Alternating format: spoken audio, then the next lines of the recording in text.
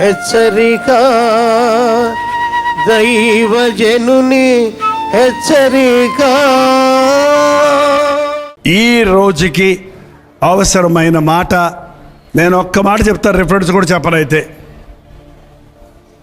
మీ రక్షణ భయముతో వణకుతో కొనసాగించుకొనవలెను.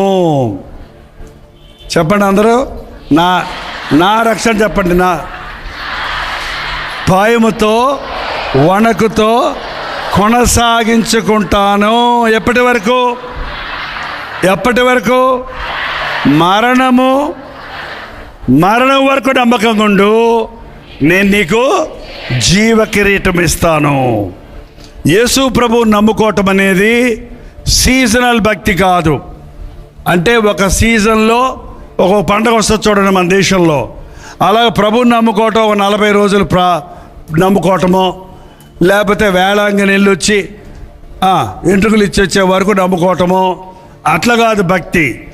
లెంట్ దినాల్లో ఉపవాసం ఉండి ఆ 40 రోజులు మాత్రం ఎవరిని తిట్టకుండా, సిగరెట్లు తాగకుండా నిష్టగా ఉండి 40 రోజులు అయిన తర్వాత మళ్ళీ మొత్తం తినని మాంసం అంతా తింటూ తాగని సారాయిలన్నీ మళ్ళీ తాగుతుండేది క్రైస్తవ భక్తి కాదు. ఎవడైనాను క్రీస్తు యేసునందున్న ఎడల వాడు పైన ఉన్నోళ్ళైనా కింద ఉన్నోళ్ళైనా పక్కన ఉన్నోళ్ళైనా ఎవడైనాను క్రీస్తునందున్న ఎడల వాడు నూతనమైన సృష్టి, పాతవి గతించెను, సమస్తము కొత్తవాయెను. చూసారా, మీరందరూ మంచి మంచి సాక్ష్యాలు చెప్తున్నారు, మీరందరూ ప్రభువుని నమ్ముకున్నారు. There is no doubt about it, అదిలో సందేహమే లేదు. మీరు ప్రభువుని నమ్ముకున్నారు, ప్రభు మీద ఆశ కలిగి ఉన్నారు, ప్రభు దగ్గర నుంచి అనేక ఆశీర్వాదాలు దీవెనలు పొందారు. కానీ ఎంతమంది ప్రతిరోజు దేవునితో మాట్లాడుకుంటున్నారు, ప్రతిరోజు మనస్సాక్షిని కాపాడుకుంటున్నారు, ప్రతిరోజు యేసు ప్రభువుడి గురించి ఇతరులకు సాక్ష్యం ఇస్తున్నారు, ప్రతిరోజు మోకాళ్ళలోనే ప్రార్థిస్తున్నారు. ఆదివారం ఆలయానికి వెళ్ళే భక్తి కాదు, అనుదినము ప్రభువుని వెంబడించే భక్తి. ఇంకో పాట ఉంది కదా, అనుక్షణము ఆయన్ని స్తుతించేటువంటి భక్తి. అలాంటి భక్తి ఎంతమందికి ఉంది? కొంతమంది చేయి చూపిస్తున్నారు. ఓకే, మిగిలిన వాళ్ళు కూడా అలాంటి భక్తి ఎంతమంది కావాలనుకుంటున్నారు? చెప్పండి. ఎంతమంది మరణం వరకు యేసు ప్రభు కొరకు నమ్మకమైన సాక్షిగా ఉండాలని నేను ఆశపడుతున్నాను అన్నవారు హల్లెలూయా చెప్పండి చేతితో.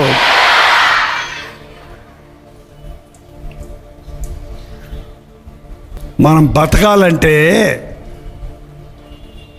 ఒక్కసారి అన్నం తింటే సరిపోద్దా? వారం రోజులు తిని అయిపోతే సరిపోద్దా? పోనీ ఒక సంవత్సరం ఎట్టగో ముక్కి తినేసి వదిలిపెడితే మిగిలిన కాలం బతుకుతామా? మరి ఏం చేయాలి? రోజు తినాలి. ఒకసారి తింటే చాలా నీరసం వచ్చేస్తుంది. లంకణాలు నేను కొత్తగా వచ్చినప్పుడు లంకణాలు అంటే అయ్యేంటి ఏమనాలో నాకు తెలియదే అన్నాను నేను. లంకణాలు అంటే పస్తులు. ఏంటంటే 3 లంకణాలు చేసావు, 5 లంకణాలు చేసామని చెప్తారు. లంకణాలు అంటే అది ఆహారం లేక పస్తుండటం. ఉపవాసం అంటే ఆహారం ఉండి తినకుండా ఉండడం ఉపవాసం. అంతేగాని ఇంట్లో ఏమీ లేదని తినకుండా మానేసి నేను ఉపవాసం ఉన్నానని చెప్పకండి. ఉపవాసం మంచి బిర్యానీ ఉన్నా, మంచి కోడికోడ ఉన్నా, ఈ పూట నేను దేవునితో ప్రార్థన చేసుకుంటాను అని ఉపవాసం ఉండాలి. మీరు ఎంతమంది ఉపవాస ప్రార్థనలు ఉంటారు? చూసారా, వారానికి 2 సార్లు పరిచయుడు ఉపవాసం అని ప్రార్థిస్తాడట. అంతకంటే ఎక్కువ ఉండాలి మనం ఉపవాసం.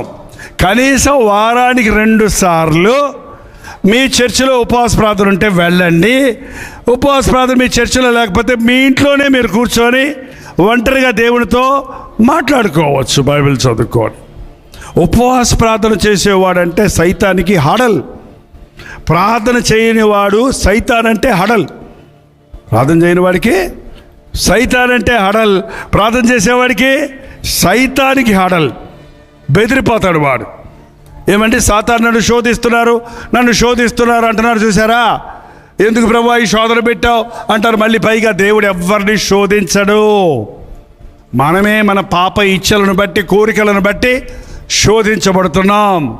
సాతాను జయించాలంటే, దీర్ఘకాల వ్యాధుల నుంచి స్వస్థత పొందాలంటే, దెయ్యాల నుంచి విడిపించబడాలంటే ఉపవాసం వలనను ప్రార్థన వలననే ఇది సాధ్యము అని ఎవరు చెప్పారు? మన యేసు ప్రభువు చెప్పాడు. మన యేసు ప్రభువే దేవుడై ఉన్నప్పటికీ రక్తమాంసాల్లో శరీరధారిగా ఈ లోకంలో ఉన్నప్పుడు ఆయన ఉపవాసం ఉండి ప్రార్థించేవాడు. అందుకే పరలోకపు శక్తిని పుంజుకునేవాడు. మీరు మంచి విశ్వాసులుగా ఉండాలంటే కనీసం వారానికి 2 సార్లు మీకు ఇష్టమైన టైం, మరి ఒక పూట ఉపవాసమా, ఒక పొద్ద, 2 పొద్దుల, 3 పొద్దుల అని అడగొద్దు. కనీసం మనం తిన్న ఆహారం 4 గంటల 5 గంటల వరకు అరగదండి. అంటే ఖాళీ అవటానికి 5 గంటలు పట్టుద్ది. అంతేగాని మీరు 8 గంటలు 10 గంటలు మీరు తినకుండా ఉంటే, ఎప్పటి నుంచి ఉపవాసమే లెక్కేసుకొని ఒక 10 గంటలు మీరు తినకుండా ఉంటే దాన్ని ఒక్క పూట ఉపవాసం అనొచ్చు. అది అందరు చేయొచ్చు. బీపీలు ఉన్నా, షుగర్లు ఉన్నా, బలహీనంగా ఉన్నా చేయొచ్చు. అదేం పెద్ద కష్టమేమీ కాదు. మంచిలు తాగొచ్చు, టీలు కాఫీలు తాగకూడదు. ఉపవాసం అండి వాళ్ళ 3 చపాతీలు 2 దానిమ్మ న్యూసులు. ఏంటండి ఉపవాసం అండి వాళ్ళ శనగలు నానబెట్టుకొని తిన్నానంటారు. అది బలం, భోజనం కంటే బలం. ఉపవాసం అనేది మనం కష్టపెట్టుకోవడానికి కాదండి. తింటే మొత్తం వస్తుంది. మనం మెలకువగా ఉండి ప్రార్థించడానికి ఉపవాస ప్రార్థన అంతే. మీకు అంతగా చేత కాకపోతే పోనీలే తినేసే ప్రార్థన చేసుకోండి, ఎవడొద్దాం లేదు అని చెప్తాను. మా సంఘస్థులు ఏ ఉపవాస ప్రార్థన రావట్లేదు ఏంటంటే, ఉపవాసం ఉంటే నా కడుపులో ఎలుకలు తిరుగుతున్నాయి అన్నాడు ఆయన. ఎప్పుడు పోయినారా బాబు ఎలుకలు లోపలికి? ఉపవాసం ఉంటే పట్టకడి కూడా పట్టుందండి, ఉండలేకపోతున్నానండి. ప్రార్థనకు వచ్చి కూర్చున్నా కూడా అబ్బా తొందరగా ఎప్పుడైనా పెడతాను, ఇంక టైం అవ్వలేదే. ఇంక ప్రార్థనను కూర్చొని అన్నం గురించి ఆలోచించేదానికంటే తినేసి ప్రార్థన చేసుకుంటే మంచిదే కదా. అది కాదు, నీ మనస్సు దేవుని మీద లగ్నం చేయాలి.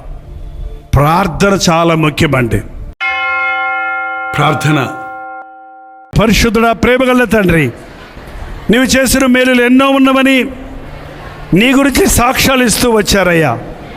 అదే సమయంలో వారి బాధలు, కష్టాలు, వారి శ్రమలు నీ సన్నిధిలో చెప్పుకోవాలని వచ్చారయ్యా. ప్రార్థనా సహాయము కోరాలని వచ్చారయ్యా. ప్రభువును వెంట పెట్టుకొని వెళ్ళినట్లుగా నేడు నేను నీ ఇంట ఉండవలసి ఉన్నదని జక్కయ్యతో చెప్పినట్లుగా ఈ బిడ్డలకు నీవు తోడుండి నడిపించుము నాయన.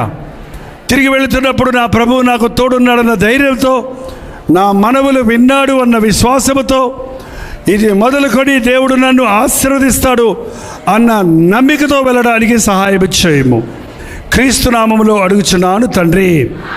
మన తండ్రి అయిన దేవుని యొక్క ప్రేమయు, కుమారుడైన క్రీస్తు యొక్క కృపయు, ఆదరణకర్త అయిన పరిశుద్ధాత్మ యొక్క సహవాసమును కూడి వచ్చిన మనందరికీ ఇప్పుడును సదాకాలమును తోడై ఉండను గాక. ఆమేన్, ఆమేన్, ఆమేన్.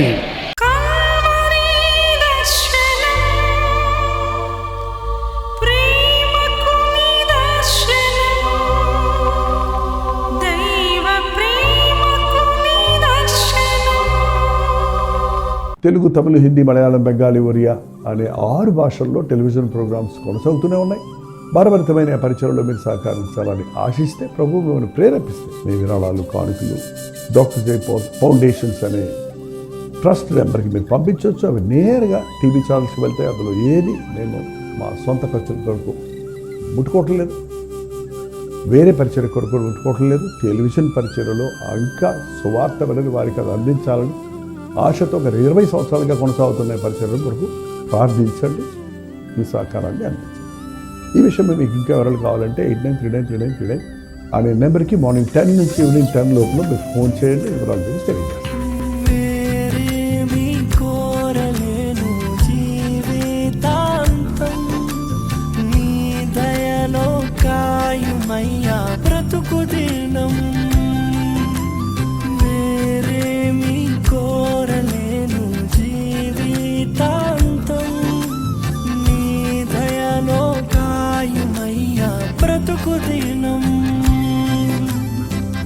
నీలాంటి దైవం ఎవరు విశ్వము